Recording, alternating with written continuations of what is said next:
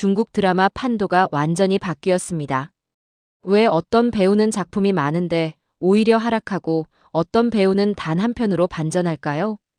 2025년 중국 드라마 시장에서 가장 뜨거운 화제는 바로 배우들의 희비가 극명하게 갈린다는 겁니다. 성인은 장안 24개로 대박을 쳤지만 부산해로는 구설수에 올랐어요. 양양은 기름진다는 비판을 받다가 범인수선전 한 편으로 완전히 이미지를 바꿨죠. 임가류는 봉황대상이 첫날 시청률 0.29%에 그치며 고전했습니다. 지금부터 2025년 중국 드라마 배우들의 흥망성쇠를 낱낱이 분석해 드릴게요. 그 외에도 추가 배우 2명에 대한 분석도 있으니 끝까지 모두 시청해 보셔야 재미있는 별명이 뭔지 들으실 수 있을 거예요.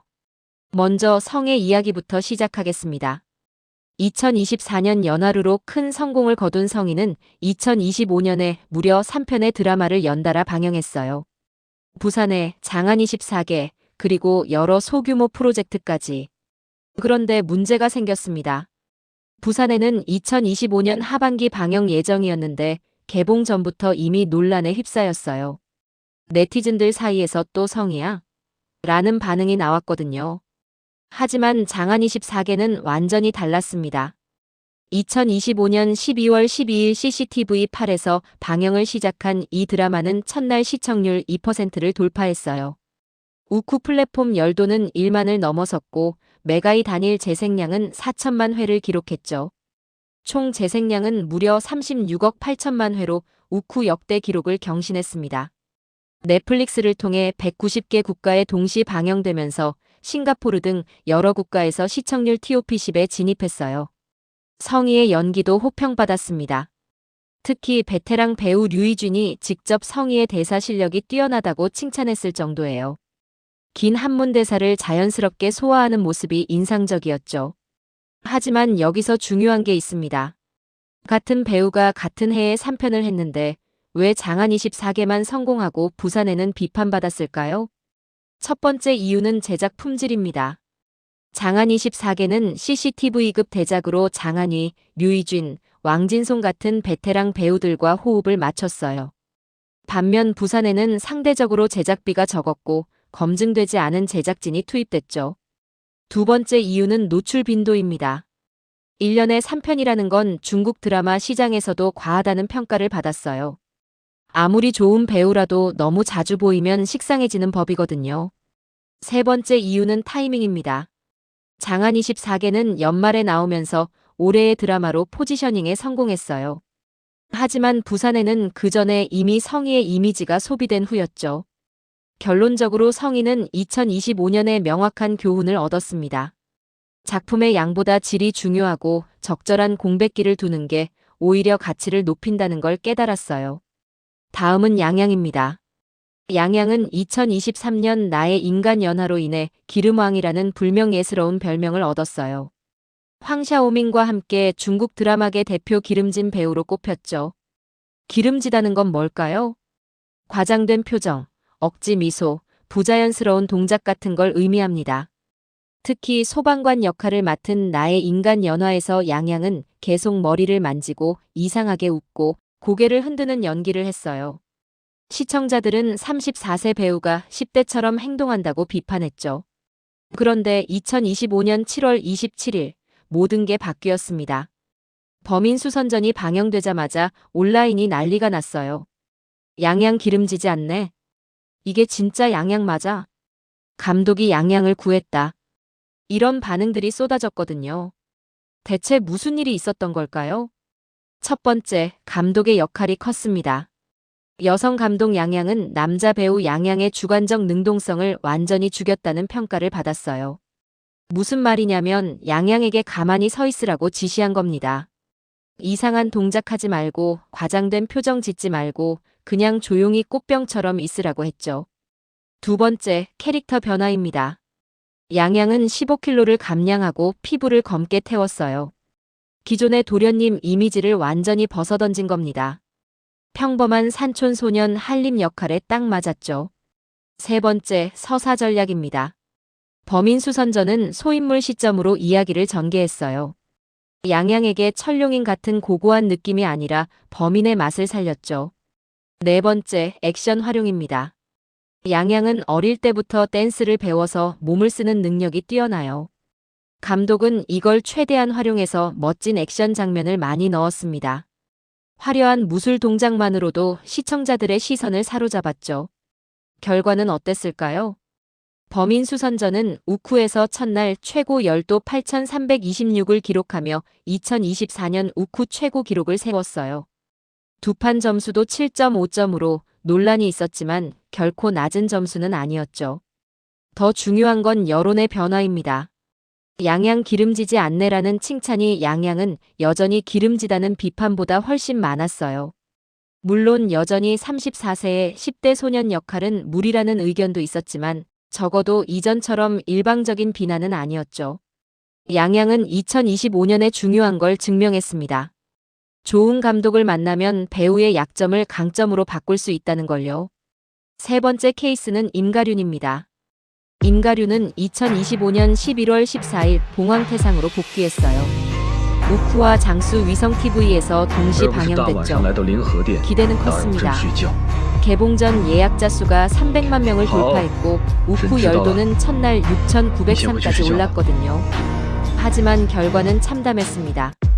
장수 위성TV 첫날 시청률은 고작 0.29%. 채널 순위도 당일 4위에 그쳤어요.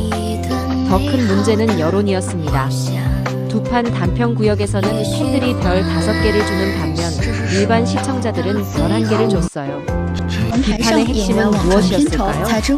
첫 번째, 나이 문제입니다. 임가륜은 1989년생으로 2026년 기준 37세예요. 그런데 드라마에서 젊은 천재 역할을 맡았죠. 시청자들은 35세 넘은 배우가 소년 천자 역할은 너무 어색하다고 지적했습니다. 두 번째, 연기 스타일입니다. 임가륜의 연기는 냉면응미 표정법이라고 불려요. 무슨 뜻이냐면 차가운 표정으로 눈썹만 찡그리는 연기를 의미합니다. 한 네티즌은 임가륜의 눈썹으로 파리를 죽일 수 있다고 표현했을 정도예요. 얼굴 표정이 거의 변하지 않고 대사도 불명확하다는 비판이 쏟아졌죠. 세 번째, 상대 배우와의 케미 부족입니다. 팽샤오란과 함께 출연했지만 두 사람 사이에 불꽃이 튀지 않았어요. 서로 눈을 마주칠 때도 시선이 유리하고 친밀한 장면에서도 여배우의 경직된 표정이 눈에 띄었죠. 일부 시청자는 구원할 수 없다고까지 말했습니다. 네 번째, 작품 완성도 문제입니다. 봉황대상은 짧은 드라마 트렌드를 따라가려고 했어요. 3회 만에 강호 연합 살사 반목 강제 혼인 황후 책봉까지 완료했죠. 하지만 감정 전개가 너무 빨라서 설득력이 떨어졌어요. 남주인공 소환이 왜 스승을 죽였는지 설명할 수 있는데도 침묵하고 여주인공 링창창을 협박해서 결혼하는 장면은 많은 이들을 당황하게 했죠.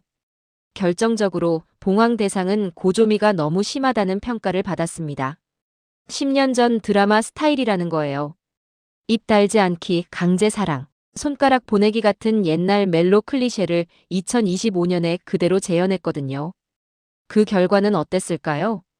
열도는 높았지만 실제 영향력은 미미했어요. 광고주들도 관심을 보이지 않았죠. 임가륜은 2025년에 중요한 교훈을 얻었습니다. 팬덤만으로는 충분하지 않고 대중의 인정을 받아야 진짜 성공이라는 걸요. 네 번째 배우는 라우니입니다. 라우니는 2025년 가장 조용하지만 가장 확실한 승리자예요. 2025년 10월 24일 수룡음이 망과TV와 미구 비디오에서 첫 방송을 시작했어요. 10월 30일부터는 후난 위성TV 금독극장에서도 방영됐죠. 결과는 폭발적이었습니다. 수룡음은 망과TV에서 무려 36.8억 회 재생을 기록하며 플랫폼 역대 최고 기록을 세웠어요. 미구 비디오에서는 사상 최고 열도인 1만 5천을 돌파했죠. 단일 최고 재생량은 1억 회에 달했습니다. 국제시장에서도 성공했어요. 넷플릭스를 비롯해 110개 국가와 지역의 19개 플랫폼에 동시 방영됐죠. 태국 모노맥스, 베트남 FTP 플레이 화어 차트에서 1위를 차지했습니다. 수치만 놀라운 게 아니에요. 수룡음은 CSM 전국 네트워크 시청률 1위, CSM 71개 도시 시청률 1위를 동시에 달성했어요. 성급 위성TV 동시간대에서도 줄곧 1위를 지켰죠. 라온이의 연기도 극찬을 받았습니다. 당여사 역할을 맡은 라온이는 기존 선협 드라마의 고정관념을 깼어요. 이 세계에서 온 캐릭터로 복잡한 내면을 섬세하게 표현했죠. 특히 액션 장면에서 라온이의 진가가 드러났습니다. 무협 드라마 특유의 화려한 동작을 소화하면서도 캐릭터의 고뇌를 놓치지 않았어요. 더 흥미로운 건 수룡음의 파급 효과입니다. 수룡음을 기반으로 한 테마파크까지 만들어졌거든요. 스촨성 청두시 진탕현 우펑시 고진의 우펑시룽인 천성이라는 이름으로 2025년 12월 17일 정식 개방됐어요. 중국 최초의 몰입형 영화 관광 융합 프로젝트예요. 방문객들은 드라마 속 캐릭터를 선택해서 직접 스토리에 참여하고 영향을 미칠 수 있죠. AR 가이드와 VR 대형 공간 기술까지 활용해서 드라마의 현무 세계관을 실제로 체험할 수 있어요. 라온이가 성공한 이유는 뭘까요? 첫 번째, 작품 선택이 탁월했습니다. 수룡음은 등핑의 소설 천건미를 원작으로 한 대형 IP 프로젝트였어요. 기존 선협, 무협 드라마와는 다른 현협 드라마라는 새로운 장르를 개척했죠. 두 번째, 제작 품질이 최상급이었어요. 망과TV와 미구가 공동 투자한 대형 편연창 계획의 첫 번째 프로젝트였거든요. 의상, 세트, 특수효과 모두 영화급 퀄리티였습니다. 세 번째, 국제 전략이 명확했어요. 처음부터 글로벌 시장을 겨냥해서 영어, 태국어, 베트남어 등 다국어 자막을 제공했죠. 네 번째, 팬덤 관리가 좋았습니다. 라온이는 2018년 향밀침침신 여상으로 이미 탄탄한 팬층을 확보한 상태였어요. 그들이 수룡음의 초기 열기를 만들어냈죠. 다섯 번째, 타이밍이 완벽했습니다. 2025년 10월은 경쟁작이 적은 시기였어요. 라온이와 수룡음이 시장을 독식할 수 있었죠. 라온이는 2025년에 조용한 승리자가 됐습니다. 소란스럽게 홍보하지 않았지만 압도적인 성과로 자신의 가치를 증명했어요. 다섯 번째 배우는 류은영입니다. 류은영은 2025년 가장 논란이 많은 배우예요. 하지만 동시에 가장 바쁜 배우이기도 하죠. 2025년에만 무려 3편의 주연 드라마를 방영했거든요. 5월 13일 절요, 6월 26일 석권일몽, 그리고 자천 광명왕까지.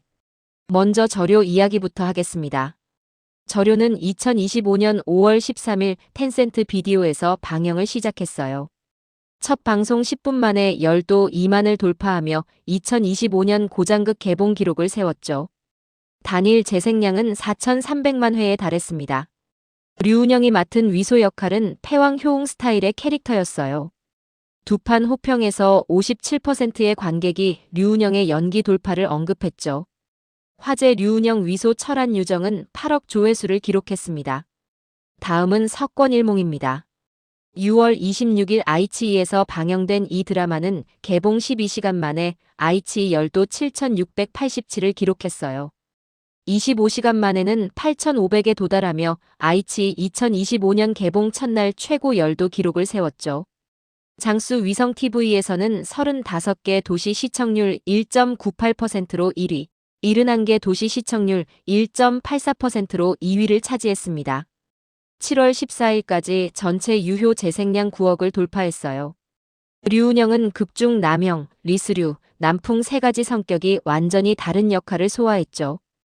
효웅 파쇄감 장면은 비스테이션에서 2천만 재생을 기록했습니다. 하지만 류은영에게는 큰 약점이 있습니다. 바로 외모 논란이에요. 또 류은영이야 정말 못 보겠다. 절요 댓글창에 이런 평가가 쏟아졌어요.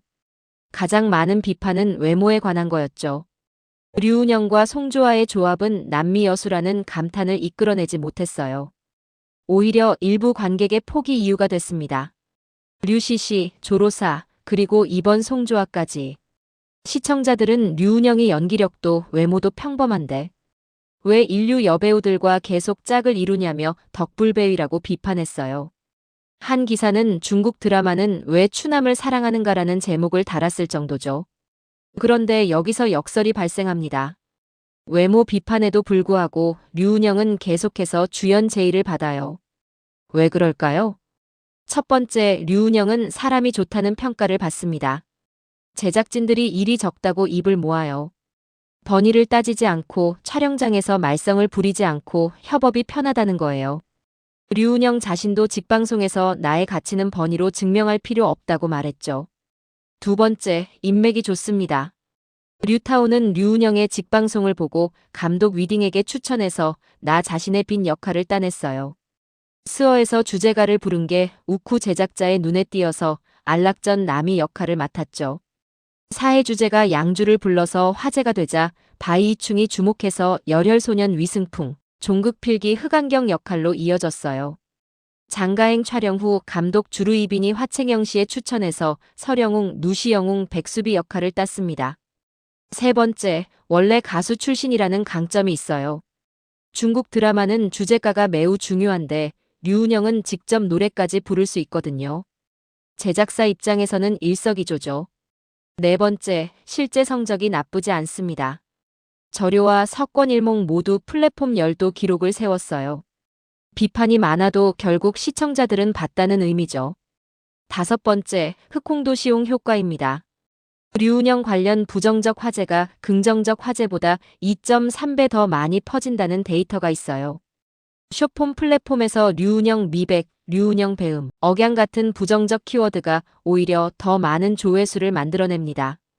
결국 류은영은 2025년에 중요한 걸 증명했어요. 외모와 연기력만이 성공의 전부가 아니라는 걸요. 인성, 인맥, 그리고 시장 감각도 배우의 중요한 자산이라는 겁니다.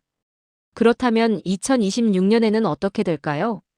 성인은 2026년 상반기 양경과 백록의 공옥을 촬영할 예정입니다. 이번에는 작품 수를 줄이고 질을 높이는 전략을 택했어요. 양양은 범인 수선전의 성공을 바탕으로 이미지 변신에 계속 도전할 것으로 보입니다. 하지만 34세라는 나이가 계속 걸림돌이 될 거예요. 젊은 역할은 이제 한계에 다다랐죠. 임가류는 2026년에 더 신중해질 필요가 있습니다. 봉황대상의 실패로 고장 우상극 안전구역에만 머물 수 없다는 걸 깨달았거든요. 새로운 장르에 도전할지 아니면 확실한 제작진과 재결합할지 선택의 기로에 서 있어요. 라우니는 2025년 12월 29일 바오견이 방영됐습니다. 법의 추리 서스펜스 드라마예요. 기존 고장극 이미지에서 완전히 벗어난 시도죠. 성공하면 라우니는 진정한 만능 배우로 거듭날 겁니다. 류은영은 2026년에도 바쁠 것 같아요. 이미 여러 작품 촬영 소식이 들리거든요. 외모 논란은 계속되겠지만 제작진들의 신뢰는 변하지 않을 거예요. 2025년 중국 드라마 시장이 우리에게 알려준 건 이겁니다. 작품 수보다 작품질이 중요하고 외모와 연기력만이 전부가 아니고 타이밍과 전략이 성패를 가른다는 거예요. 성인은 과다 노출의 위험을 배웠고 양양은 좋은 감독의 중요성을 깨달았고 임가류는 대중성의 한계를 느꼈고 라우니는 조용한 승리의 힘을 보여줬고 류은영은 인성과 인맥의 가치를 증명했습니다. 2026년에는 또 어떤 배우가 뜨고 어떤 배우가 질까요? 중국 드라마 시장은 계속해서 변화하고 있어요. 다음 영상에서는 단편 드라마 시대의 스타 vs 정통 드라마 배우들을 소개해드릴게요. 구독 및 좋아요를 눌러주시면 빠른 소식을 받아보실 수 있어요.